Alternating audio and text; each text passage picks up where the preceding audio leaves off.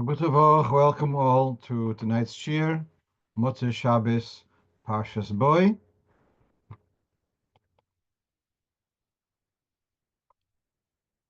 So let's start with, before we're going into the actual list of questions, today we finish off Rambam, the 13th volume of Rambam. And so just the last couple of halachas, couple of points in the last couple of halachas in Rambam, talking about inheritance and talking about children, a guardian.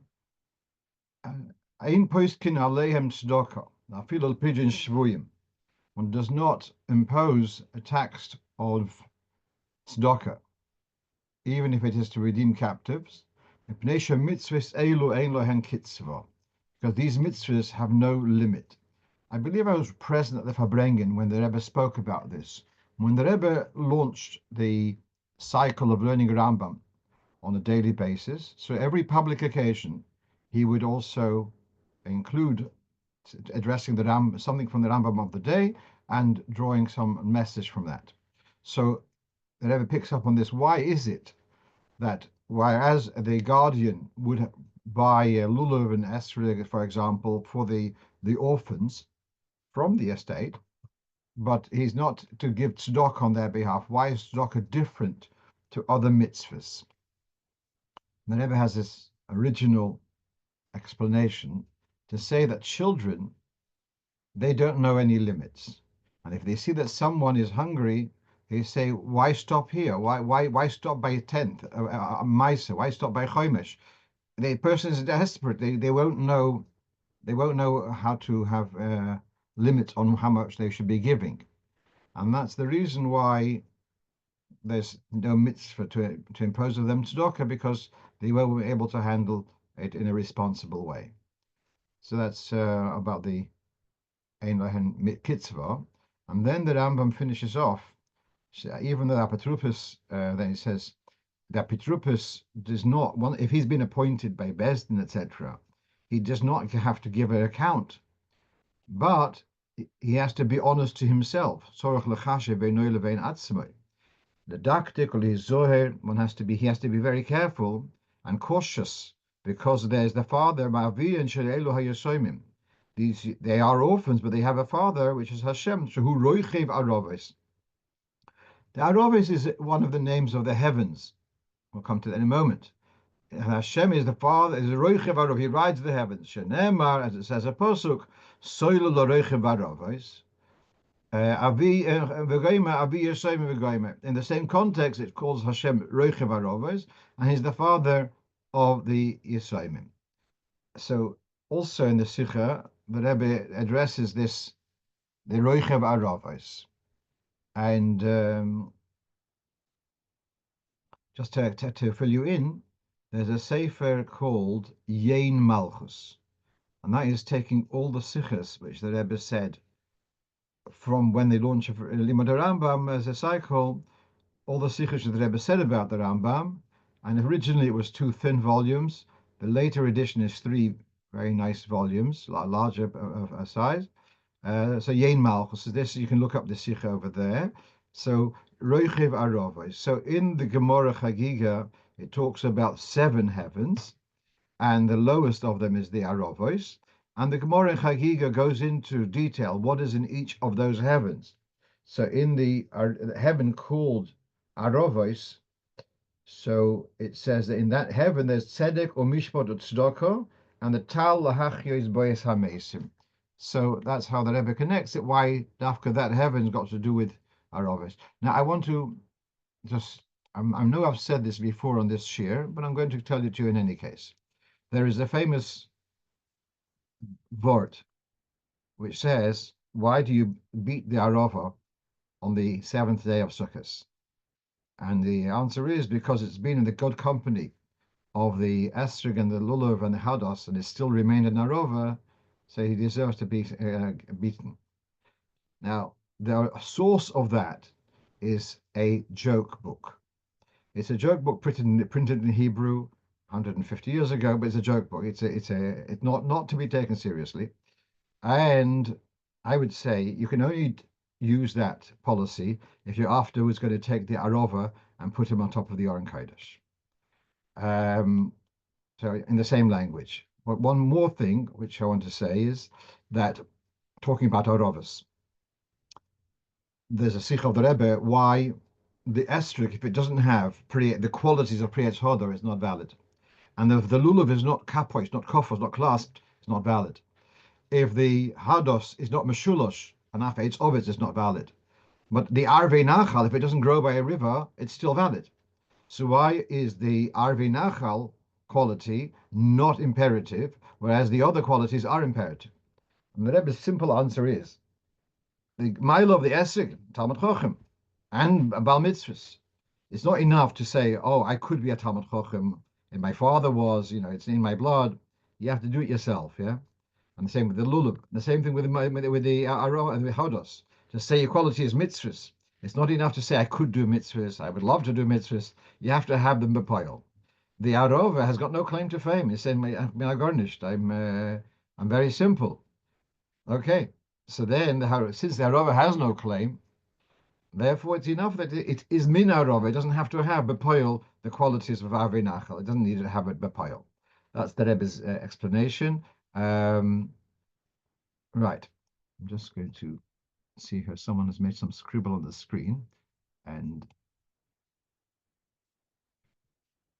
each time I have to struggle to find how to undo it.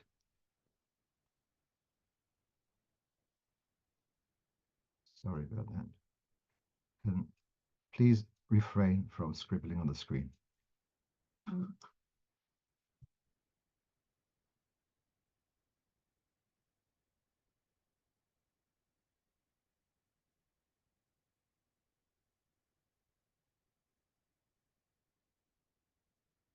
All right, I'm just going to live with it, that's all.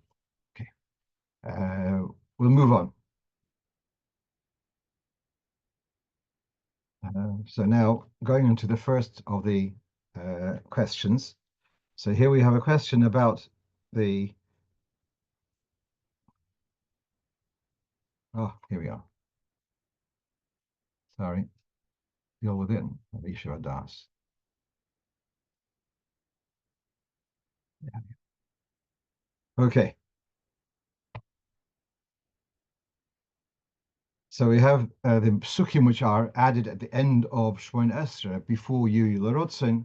We have those psukim. We mention our own name, and Chassidim mentioned the name of the Rebbe, the psukim of the Rebbe's name, and this is seen as a segula to that when it comes the time, and after Me'av Esrim, and you're asked for your name, you'll know your name.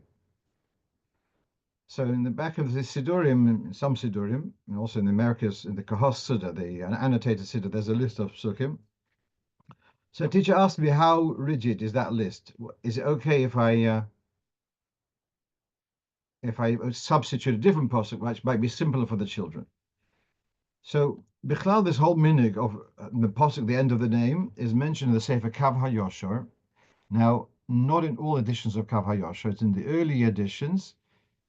And okay, so here we have this is a Sefer which I picked up. Someone gave it to me. And he's got an article about the name, the pasuk with the name.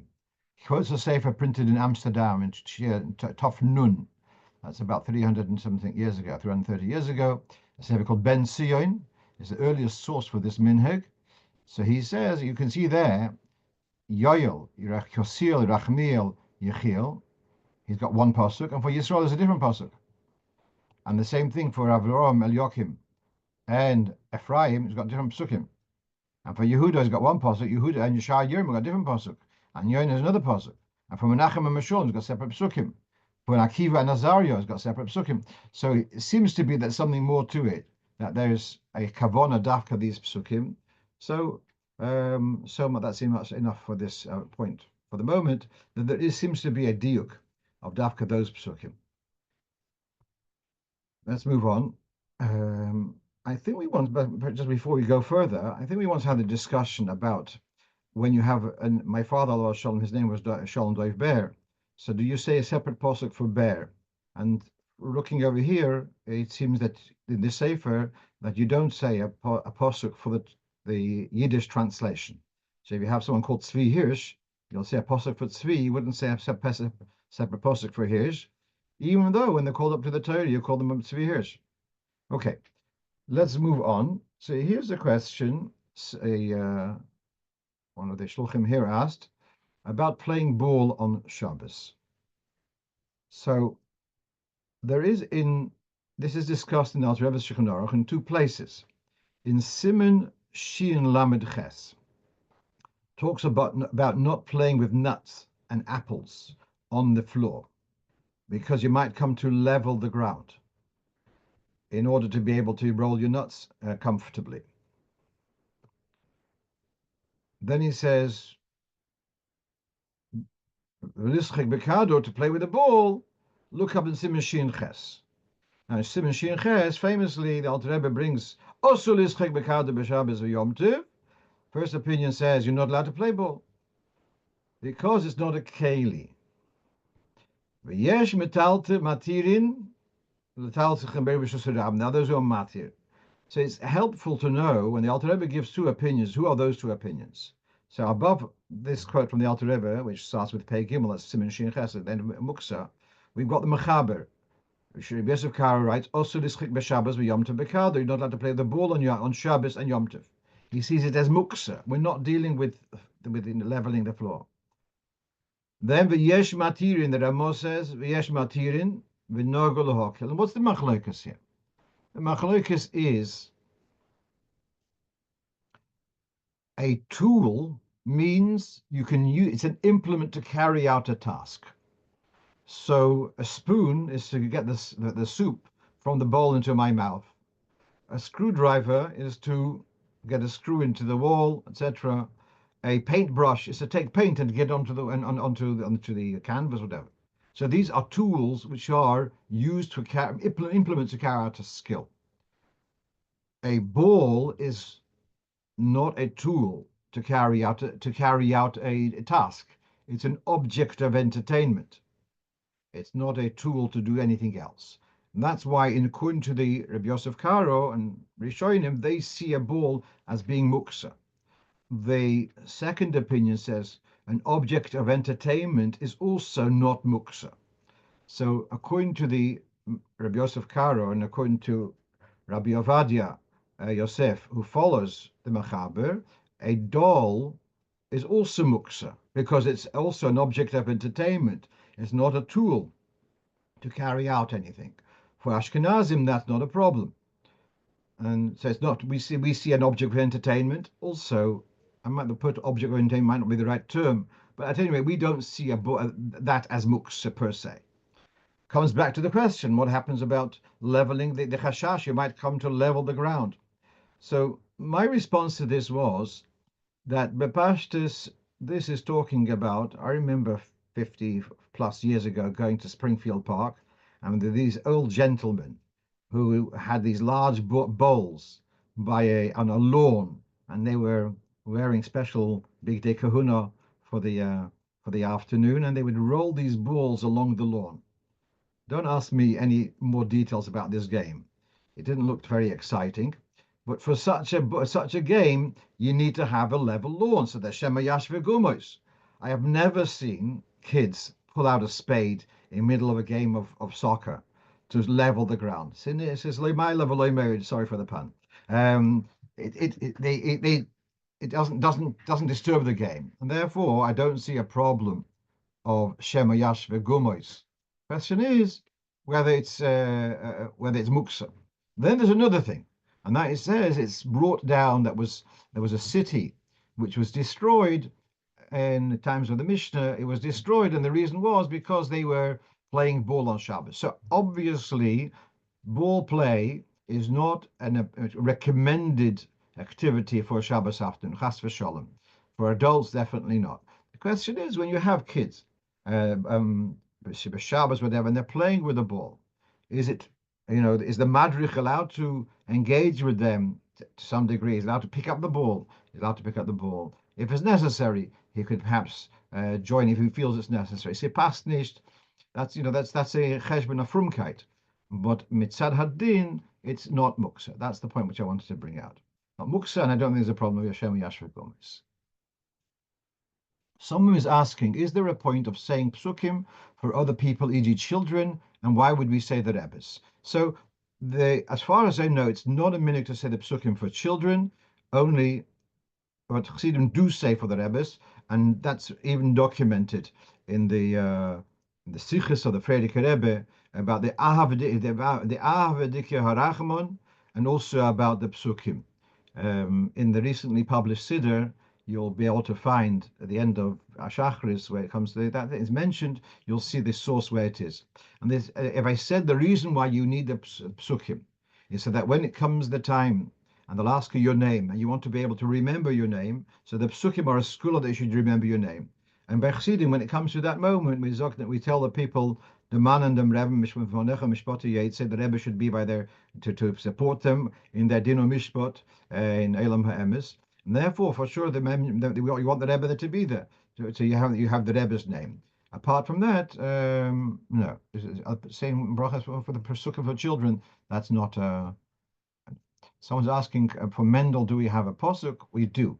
That's a Yiddish name for Menachem. It's not, though, the same as Doif Be'er. Mendel and Menachem, you can have, it's not such a direct translation. It is a, kolpanim. Okay. Let's move on. Let's move on. And this is a question a shliach asks me that he had asked one of his good friends. He needed some extra funds, cash flow, whatever, in the Beis Chabad. So he asked this fellow if he could lend him some money. So he says, okay. And he writes a check, whatever the number of that amount was. And the shliach looks at the check and he sees that the date is Shabbos, and he feels that it was written on Shabbos, not Motzei Shabbos. However, he knows I don't know. But he's asking, am I allowed to deposit the check? So here is a Jew has done a malocha for you on Shabbos. Does he have to go back and say, can you give me a different check because this one was written on Shabbos, etc.? So we have the halacha is discussed in Siman Shein Yud Ches, Hamavashel b'Shabbos. So we got the term Maaseh Shabbos, something which was baked, cooked on Shabbos. So here we have that it's if a person cooked on Shabbos, so then that food is also for him liyolam, to have benefit from that malacha, knas. And not only that, the pot in which he cooked it is also liyolam. But for lachedim muter, af hatavshil b'mitzvah Shabbos miyad. Right after Shabbos, other people are allowed to have benefit. Not only stam people, even afim bishel bishvilam, even if they were the intended beneficiary of this melacha, still the knas doesn't extend to them. There's a famous expression, ein odom choite v'loi loi. No one's doing an avera for someone else. And therefore, there's no need, if Reuven did a melacha for Shimon, there's no need for Shimon to be penalized, because really that wouldn't be any difference to Reuven. Reuven did it, why he did it, but it's not, by penalizing Shimon, it's not going to stop Reuven doing what he did. Okay, what's interesting is that in Siman Tov Kuf Gimel, you see a different message.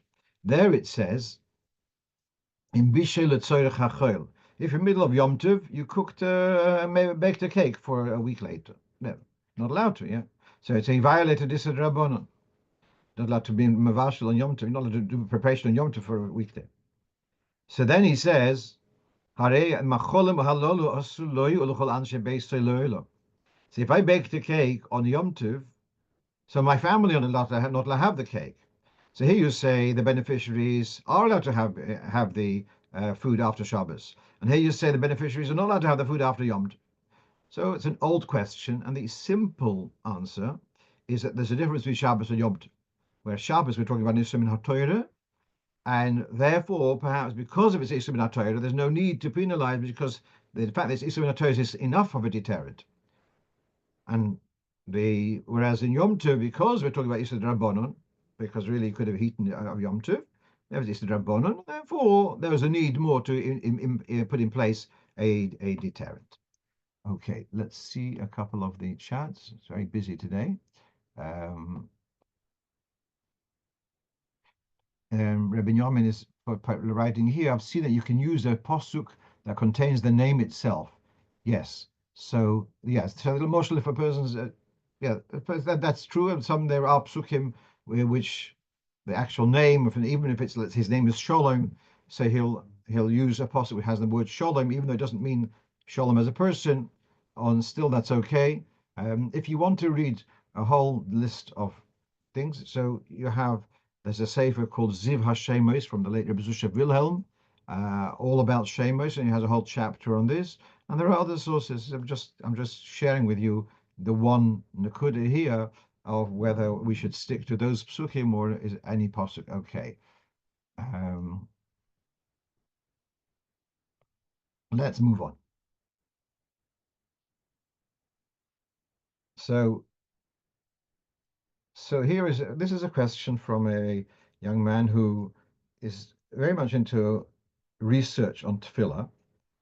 I met him several months ago, and we've been corresponding a little bit. So he asked me, could I enlighten him why Chabad don't say Keil Melech Ne'eman?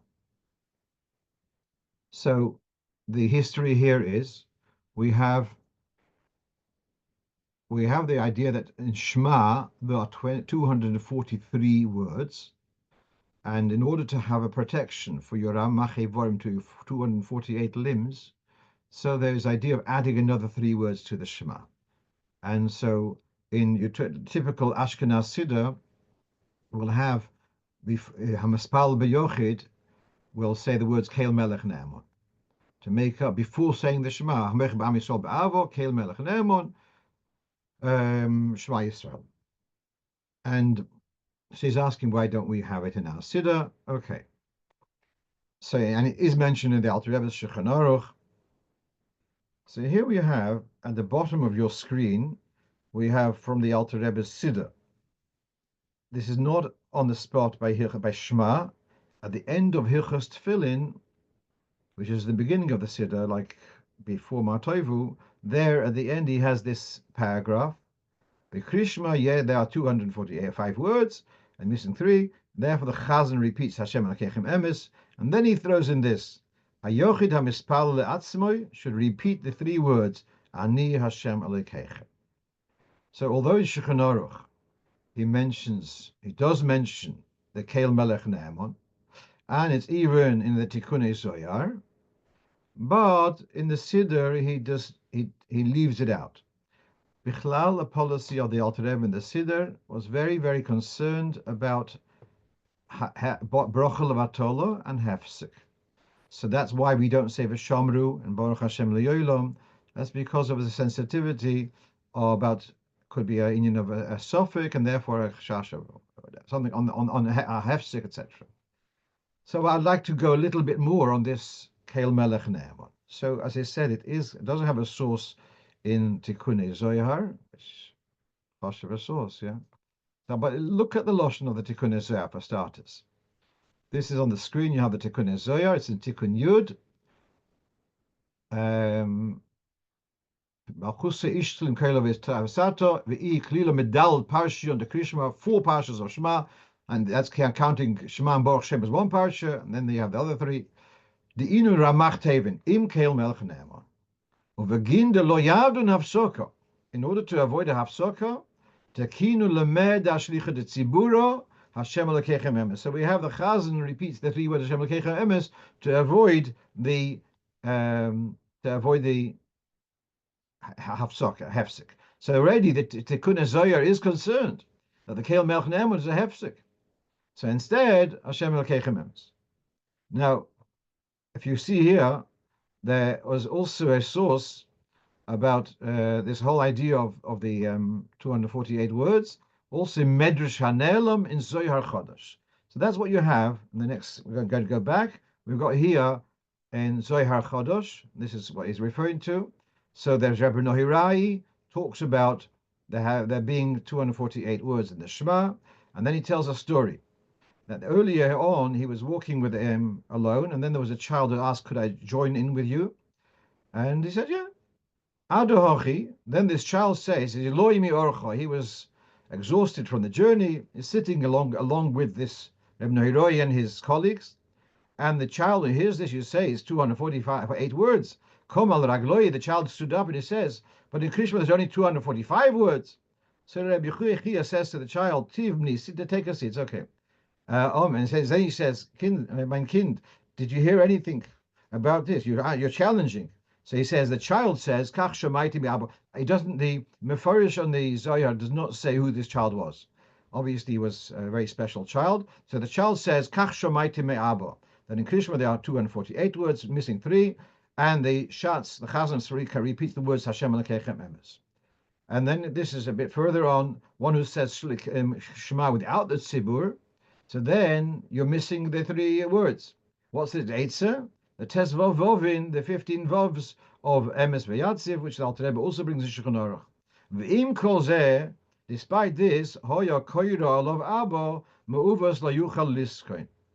That one who misses out the 3 words, even with the kavanah with the Tes Vov Vovin, is a omission which cannot be rectified.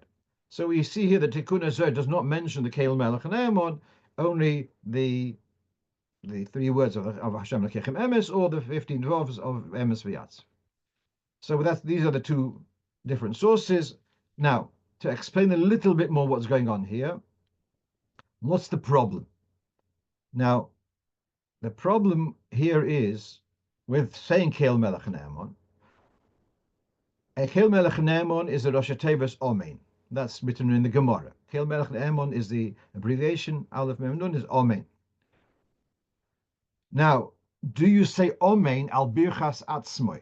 Is it appropriate to say Omein after your own brachas? I remember when I was a child, there was an old blind man who used to come to our shul, a Sfardi, and he would collect money. He had a glass, asked the boy to take his glass around to collect money, and the Chazan would say, Hamborach Zama Yisrael Basholem, and he would say, Basholem, Amen. He always would say Amen, kind of, because the Sfardish minig would be to say Amen after Hamborach Zama Yisrael Basholem. So what we're seeing here in Siman Nun Dalet, although Ha'oino Amen Acha B'choisov, Hareze Meguna, it seems to be inappropriate to answer Amen on your own bracha. Amen is for someone else to confirm, not for yourself. But if it's after 2 brachas or a sequence of brachas, then Hareze Meshubach, it's actually praiseworthy to say Amen after your own brachas, first opinion. And therefore Yishtabach, which is a sequel to Baruch She'oma, you should answer Amen after Yishtabach, or to your own, the person saying the bracha Yishtabach, Melech Yochei Elohim Amen. And that's the reason why we say Amen after Bein Yerushalayim. Yesh Omrim. There's a second opinion. No, you don't say Amen after only by Bein Yerushalayim. That's the only time you say Amen on your Birchas Atzmoi, and that is because the first 3 brachas are Min Torah, or whatever, that's the whole pupil on its own. Okay, to come, because this comes to shiur, David and Shlomo, never mind. But the first 3 brachas is 1 unit, and then the 4th bracha was instituted after the Divrei Sofrim, the people for the victims, the martyrs of Beitar, were buried. So then they instituted the 4th bracha. So in order to differentiate, to separate between the first 3 and the 4th one, so we say Amen, end of that sequence, and then we're going to do a new thing. But other brachas, you don't answer Amen al birchas atzmoi. So the minig Ashkenaz is we don't say Amen al birchas atzmoi. So to say Habechu Ami Yisrael be'avo Amen is inappropriate because you don't say Amen al birchas atzmoi. Therefore, question of hefsek, etc. And indeed, in Chabad we have at Kedekach, we have the minig that the Chazan finishes off Habechu Ami Yisrael be'avo quietly to discourage people answering Amen because of hefsek. Now, just to wrap this up. So here we have the Sefer Darkei Chaim V'Sholem. Darkei Chaim V'Sholem is the minhogim of the Munkacherov.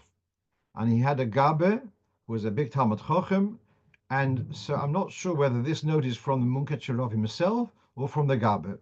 In the Sefer Minchas Elozor, so the Munkacher, I didn't look it up this time, he does have there, I know, about whether women should say, we should also look to say 248 words, because in a man's body, there's 248 limbs. In a female body, the Mishnah in all those works out 290, 251, 252, however it works. And therefore, in a woman's body, it's a different number. And still he says a woman should also endeavor to say 248 words in Shema. But meanwhile, he goes through this business of Kel Melech and Ammon, and he says a fascinating thing, that the institution of saying Kel Melech and Ammon was at a time where the tzibur did not say the brachas themselves. Don't forget, many people were not so literate. So Shema they knew. They were taught to they memorized the Shema. But the other brachas, the chazan would say aloud, and they would say Amen, and they were Yotze. That's how they were Yotze, Shmone Esrei, and so on. So the chazan would say Habecha b'Am Yisrael b'Avo, and the tzibur would say Amen or Kel Melech Naaman. So therefore, it was not an Amen on their own bracha. On the contrary, this was a tzibur who didn't say the bracha, and they said Amen or Kel Melech Naaman to accept, to identify with the bracha said by the chazan. That's the origin of the Kel Melech and Ammon being inserted there. But then comes, and therefore we're looking back at that lashon of the Tikkun Zohar. Yes, originally the tzibur would say Kel Melech and Ammon, following the chazan's Abbas Olam and Bechram Yisrael Ba'avo. And then, but what about the people who are capable of saying the bracha themselves? So say Kel Melech and Ammon is not a solution, because it's going to be a problem of hafsaka. Therefore, they instituted to repeat Hashem Elokeichem Emes. So basically, he's saying not to there is a source. Also, Medrash Tanchuma, the Kel Melech and Ammon has a source, but the Munkesh is saying, this is on the Ramban. This is quoting from the Ramban.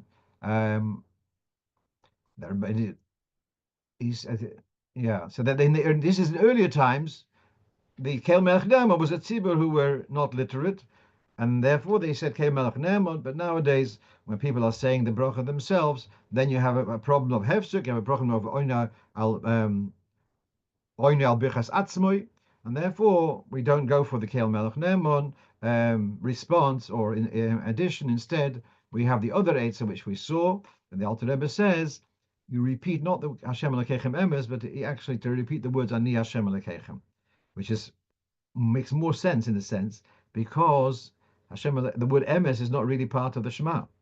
Ani Hashem Elokeichem is. So if you want to get your 248 words out of the Shema, repeating Ani Hashem Elokeichem does a better job than Hashem Elokeichem Emes.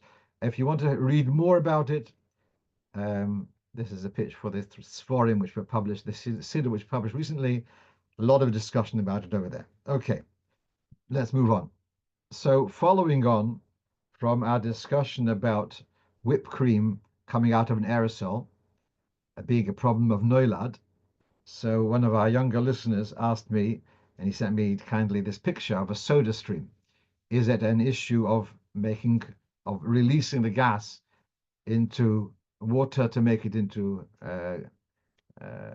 mineral water? So what I'm seeing here, this is you have on the references, Shmir Shabbos Kol Chosa says it is permitted. You're allowed to prepare soda water by adding gas, whatever it's called, carbon or whatever it's called, and it's a sifrolax. It's a straw that's very popular, at least in my time it was, when I was in Shiva. So he says it's okay to do so. But that's not totally unanimous, and then they say for Piskei Shuvas in Siman Shin Chof, he says that some people are not so keen about it. It's as if it's making a new Metzias, and so the Hameku Yeshlo Al Milismoich V'Machmir Tov Elav Bracha. Okay, so that's about the soda water.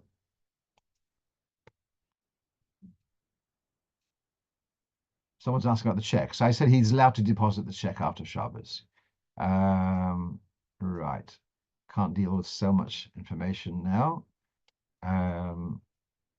Someone's asking if Sidurim have their name is also the Menachem Mendel. Does it say the psukim twice? Probably they do, yeah. But you can ask them. Yeah. Okay. So here, this is actually, I must share this file with you. Here's a shliach in somewhere in Eastern Europe, and he's asking a question. There are many people who live in small communities in his country, and they're not going to be able to get to a Megillah reading on Purim, and he's not going to be able to get there either, much as he'd like to. But you know, if if he clones himself, the clones won't be kosher to make to read Megillah. So now he's asking, is there any value of him going to these communities a few days before Purim and doing a Kriyas HaMegillah? He asked with a bracha, not with a bracha. So I was very touched by the question. So really, this is discussed in Shulchan Aruch, kind of, in Siman Tov Reish Peches about the Zman of Kriyas HaMegillah. And he says in here, although everyone knows this, Megillah is on the 14th, and then we've got Shushan Purim for the walled cities.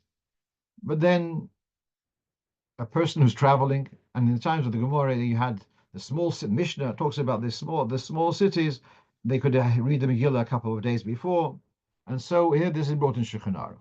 I'm one who's traveling abroad on a ship or with a caravan, and he doesn't have a Megillah to take with him. So he's allowed to read the Megillah before he goes on the 13th, 12th, 11th, but not with the bracha. And if that's also too late, he's traveling even earlier in the month. So there are those who say you should read the Megillah even from the beginning of Adar, because so there is value in reading the Megillah even a couple of days before Purim, or more if necessary. Later, if you have a Megillah, then you read it in the right time. So there is value in this. I'm going to these Eden and doing a Megillah reading even a few days before, and bringing the mitzvah of Purim to them. So they are for no bracha, but they're fulfilling the mitzvah. I once had, years ago, there was a woman, Balas Tshuva, and she had gone to sort out her affairs in some island in the Pacific, whatever it was, and there was no way she would be able to get a Megillah. And the question was, and she wasn't capable of reading it all in Hebrew. So she wanted Megillah in English. So then we had this dilemma. If reading the Megillah in English, would it be valid if it's not written on parchment? We could send her a fax, but we couldn't really get it onto parchment, yeah. So there's no harm in her reading it in English. Though the Gemara says there's a couple of words which we don't know how to translate. Those couple of words we could have there in Hebrew or transliteration. Okay, let's move on. So here, one of our listeners asked the following question.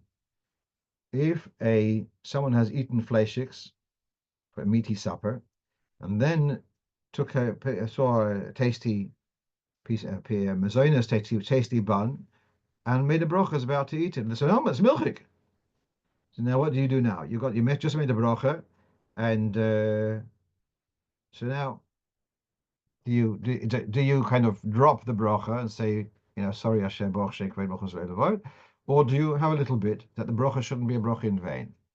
So this idea of having to wait between milchiks and fleischiks, or fleischiks and milchiks, in this instance, this is a minhag. And saying a bracha in vain is, machloiches of the Rambam and others. The Rambam holds saying a bracha in vain is a misa deraisa v'leisiso. Most other poskim say it's the Rabbanon, but saying a bracha in vain is a serious thing. So many poskim say he should have a little bit, especially if it's, there's different levels how long you have to wait after meat. An hour, some have 3 hours. So if it's more than an hour, you can certainly rely on the minhag to say that you only have to wait an hour after meat and have just a little bit. It shouldn't be a bracha l'vatala. So this is discussed, I'm sure, in other places also. There's a sefer called Psochim U'Tshuvos on Yeridea, Siman Peites, that's the Siman talking about waiting between meat and milk. So there they bring about having a little bit of food. But since we're talking about this, I wanted to bring up a similar situation if it was on a fast day. And so now it's on a fast day and you picked up some food, you made a bracha, and you're just about to eat, and then you realize you're fasting. So what do you do now? So this you can see on the screen in Simon Tov Kof Samach Ches. That's the dinim of Tanis Tzibur. So the Birkei Yosef, the Chidor, writes, someone who's fasting and he took some food and made a brocha, and then he remembers his fasting. So he said he should eat less than the kazayas, so it shouldn't be a brocha in vain. Then he brings another sefer who is not so keen about that. Right. And then he brings another source that you should. So we've got different opinions about this. Now then he says, that's all very well if it's a voluntary fast, but if it's one of the 4 instituted fasts, so then you shouldn't, because you're not allowed to violate the fast. It's Satanas Tzibur, and just say Boch Shem. So so when it comes to a fast day, one of the established fast days, there are those who say that you shouldn't eat something even a little bit because you're violating the fast. Instead, you should just say Baruch Shem Kved Malchus. According to the Rambam, perhaps you should eat a little bit. According to the Tosfos, and generally most poskim say that Bracha Levatol is the Rabbanon, and therefore say Baruch Shem, says a Bracha Levatol the Rabbanon, and not to violate the Rabbanon institution of these fasts. Let's move on. Someone's asking, why can't you take another piece of Mazonis, which is Parav? That would be amazing. Then he wouldn't have a Shaila. Yeah. Okay. Right. So now, what do we have here? Is there value in saying Birchas Hamazon in Hebrew from a transliterated text? Basically, the question is benching, reading those words, and you don't know what you're saying. If you're reading from a transliterated text, I mean, it's true that I'm sure many people read the Hebrew and don't know what they're saying also, but it's really the same question. Saying the bracha and not understanding what you're saying, is there any value in that? So now take a look here on the screen. We have in Shulchan Aruch Siman Kuf Pei He. Starts off, Birchas Hamazon can be said in any language, because it berachtas Hashem b'chol loshen she'atem mevorech.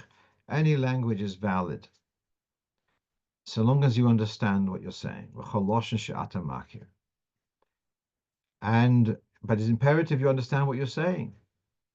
Therefore, the people who are less literate, who don't understand Hebrew, they should be benching in a language which they understand. Not in Hebrew. If they don't understand what they're saying, they shouldn't be benching in that language. That's the first opinion. V'yesh oimrim. There are those who say, no, Lashon Kodesh has got a special privilege. If I would be davening in Hungarian with a transliteration, I wouldn't understand what I'm saying, and it will have no value. If I'm illiterate in Hebrew, but I'm reading the words in Hebrew, I am Yotze, even though I don't understand. So this is the second opinion. And consequently, the people who are not literate in Hebrew, they are Yotze, and here the Alter Rebbe disagrees with others. He says there's no difference between listening and mouthing the words. If you're Yotze by mouthing the words in Hebrew, you're also Yotze by listening in Hebrew. It makes no difference. And indeed, that is the minhag. He says that people are Yotze, that people bench in Hebrew, even though they don't understand what they're saying word for word, and they still fulfill the mitzvah. So although it's Roy Lahach Mikisvara Rishono, but the minhag is to say the words in Hebrew. So then, according to this, to read a transliterated benching, read the words in Hebrew. So they're saying the words in Lashon HaKodesh, so they are Yotze, and that is indeed the minhag. Then goes on, what about other brachas? So the first opinion says, other brachas, you're Yotze, even if you don't understand what you're saying, and even in another language. If I would be saying a bracha on an apple, I'd say Beire Priho Eitz in Hungarian. Hungarian is not on the list of languages, which I know. I would still be Yotze, because in Birchas HaMitzvahs, these short brachas, it's praise to Hashem, and Hashem understands what you're saying, even though you don't. So this opinion says you are Yotze if you say a bracha in another language. V'yesh oimrim. No, others disagree with that. They say no. Are all the brachas? You're not Yotze if you don't understand. And according to the The second opinion which we saw, if it's in foreign languages, but in Hebrew you are yotzer. And the first Torah, even in Hebrew. So we've got here two opinions about benching, and for that matter, for other brachas. Are you yotzer if in a language you don't understand? Pretty schwach. But if it's Hebrew, we've got strong position, although it's not unanimous, but this seems to be the accepted position that you are yotzer if you say it in Hebrew, even though you don't understand. So therefore, there is value in saying having the transliterated text for benching. For the rest of davening, I don't know, but okay. Yeah, someone's pointing out that some Sidurim have the transliterated Kaddish at the end of the Siddur. Yes, so all right. Okay. Now this question I got received on Friday morning, and so this is someone in Pennsylvania. Is a researcher, and he shares an office with several colleagues. And one of the colleagues had just been on holiday in Egypt, a vacation, obviously, in American, and he picked up these antique things, and he's decided to put them on display in the office. So this frum fellow asked, "Am I allowed to daven in the office in the presence of these things?" Now, this is, I tell you, Pennsylvania in the university. May not be so sympathetic nowadays for coming along with frumkeit, etc. So he's asking the question, am I allowed to daven in the office? So this is a very interesting. This is just connected with the last week's Sedra, where Moshe, well, we'll see in a moment, yeah? So here this is brought in Shulchan Aruch, the end of Siman Tzadik Daled. Now, Siman Tzadik Daled is talking about the direction of prayer. The whole story about Mizrach, how you work out Mizrach. So that's Siman Tzadik Daled. And if what helps you, the word sad means a side, but also it can mean direction. Okay. So now it says here, if a person is traveling and he's traveling on foot, and there's a hotel, there's a hostel. So if you can daven whilst he's on the road, but he can get off the road and get to a place where it's quiet enough that he's not going to be disrupted by other passers-by.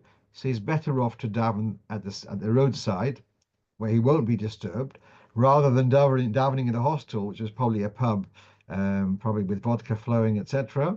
Shebevadai, but he says there's for sure in that hostel there's going to be getchus, there are going to be idols, etc., images, icons, etc. And therefore it's not appropriate to daven over there, because we see, and that's last week's Sedra, Moshe Rabbeinu said to Paroi, but say Sair, when I leave the town, then I will pray that Hashem should take away this plague. And he didn't want to pray in the town itself because it was full of gilulim, because it's full of icons, idols, etc. So there is a preference not to daven in a space where there are idols.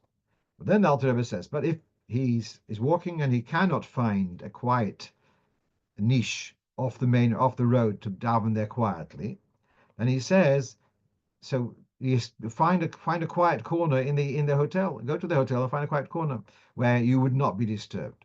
Don't worry about the idols and images in the hotel.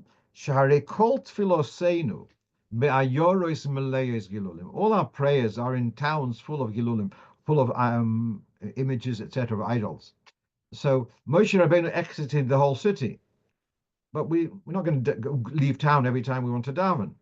So, and in our towns there are images, etc., etc. So he says it's not such a problem. You're allowed to daven there. So I told him that, first of all, I don't even know whether these are Avodah Zaras. It could be just some bored Egyptian about 3,000 years ago decided to fiddle around with some clay. But even if who says it's used for worship? I don't know. Even if it is, so then there's also reason to that you're allowed to ignore it. In addition to, does it make any difference if they have been decommissioned? There is a concept of bitul avodah zarah, that a goy can kind of get upset with his idol and do something disrespectful to it. And with this, it's you're useless idol. Could have told him a long time ago, but never mind. So then that takes away its status of avodah zarah. So the fact that some Egyptian decides to sell this stuff, he's not selling it for worship; he's selling it to make money. Perhaps that itself though, is kind of a decommissioning, but that's another discussion. Right. Wow. Someone's asking here, often a problem in Shiva houses where they have getchkas. Yeah. Um, my late Melamed, Rabbi Avram Shur Erlanger Olav Shalom, he told us a story about a kid. It was he was from Lugano in Switzerland. So there's a kid who had to go in hospital, and it was a Catholic hospital.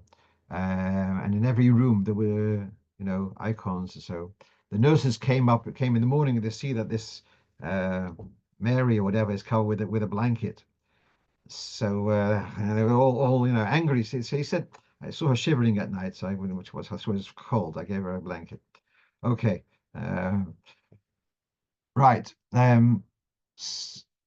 Someone's asking, surely benching and saying brachas in your own language is more meaningful, inspiring than saying or listening to words you don't understand, as Yitzhak. As the Alter Rebbe says, one should be machmir. It's true that it's benching in English is lahalocha more straightforward than benching in Hebrew if you don't understand. That's definitely the case. There is the other side that the Malachi Ashoris don't pick up other languages, but so there's two sides of that. But if someone does want to bench in Hebrew with a transliteration, what I'm saying is that's the minig, and to encourage people to daven in English, you have to be careful with that. Is it something which you want to encourage? You do want them to encourage them to get used to davening in Hebrew. It's I'm sure everyone who works with Makarav Yiddishkeit has this dilemma where to draw the line with that. Okay, let's go on. So we got a lot of feedback about the Shabbos Mevorchim Tilim, and so here we have. I'd mentioned a story. Now is Reb Sholem Levertov, and he'd asked the Rebbe. I remember last week I told the story, or 2 weeks ago. He was a shamus in East Flatbush, and he would walk there and back, and he didn't have enough time to manage to say the Tilim. So this is printed in Rabbi Chaim Rappaport's Sefer on Dinei of Rosh Chodesh, published by Kahos about 30 years ago.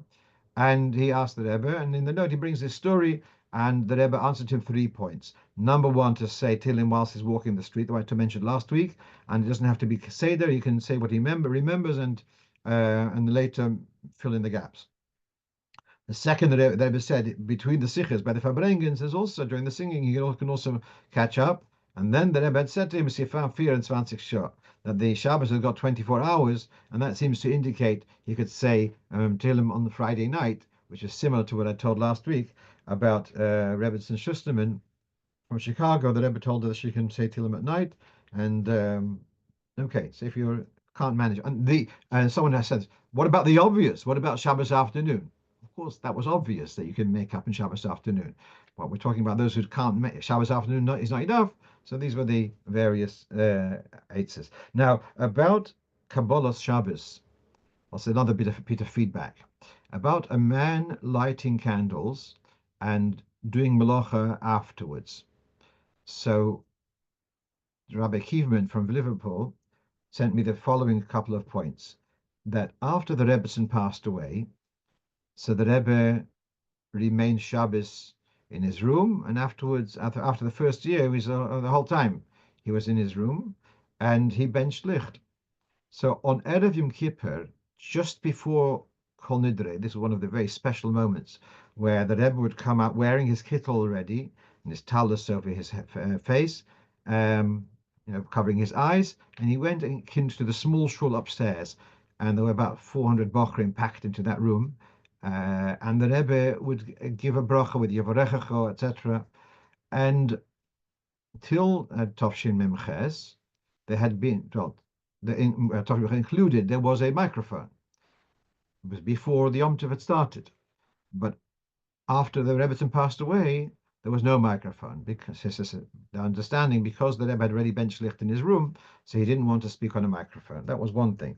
The second change, which we saw, also related to this, when Yom Tov was a Thursday or Friday, let's say, going into Shabbos. So in earlier years, the Rebbe would have a Farbrengen on Friday afternoon. It would start, let's say, an hour before sunset, and there would be l'chaim, etc. And then the Farbrengen continued after sunset, and in later years it was without any further refreshment, without l'chaim, because once it's after sunset, you can't have l'chaim. Okay, and then the Peiros Map and Mekadesh was stopped in the later years. But after the Rebbetzin passed away, the Rebbe would not come down to the Farbrengen in such a kvias on Friday afternoon, because he'd already bench licht, so you can't really start a Farbrengen with l'chaim, etc. If he's already bench licht, and therefore he's basically been Mekabel Shabbos. We have now a couple of minutes left, so just to share with you one more question, and that is,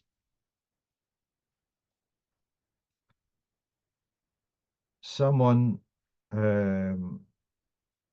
asked me the following: Can he take a piece of boiling hot meat straight out of a pot and put it on a bed of cold hummus on Shabbos? So what's the issue here? To take hummus and put it into a kli rishon, well, the hummus itself is already cooked. It's cooked chickpeas. So my feeling was it was okay. First of all, once you've taken the meat out of the pot, it's not a kli rishon, it's a kli sheni. There are those who say, there's a marshal who says because it's a mass, it retains its heat, a dover gush. Okay, so that's one reason of concern. Then the hummus, is a hummus a liquid or is it a food? A food, we take the view that ein bishul acha bishul, v'dover ein bishul acha bishul v'dover yavish. Bishul dover lach is yesh bishul acha bishul. I don't think hummus is a liquid. It might be moist and messy if you start putting your fingers in it, but I don't see it as a liquid. Now I don't see it's a problem of bishul acha bishul. And then even if it is a dover lach, there's a Shitzarambam who says that ein bishul acha bishul b'dover lach also. So with those three svaras together, I felt it was allowable. Yes, so now someone pointed out to me, what do we do about next Motzei Shabbos? Next Motzei Shabbos is Shabbos is Yud Shvat, and we're going to have a large Farbrengen here, Beis Hashem, here in the Beis Chabad in Stamford Hill, and that's going to be called for 8:30. So what I'm proposing is next week will be a Motzei Shabbos, but we'll do it half an hour earlier. We'll do at 7:30 and perhaps finish a little bit earlier, finish at 8:15 to allow time to be at the shiur and then to also get dressed appropriately to go out to the Farbrengen. Wishing you all a gute Woche, and thanks for joining us. So service. God. Amen. Thank you very much. It always comes up on the screen there.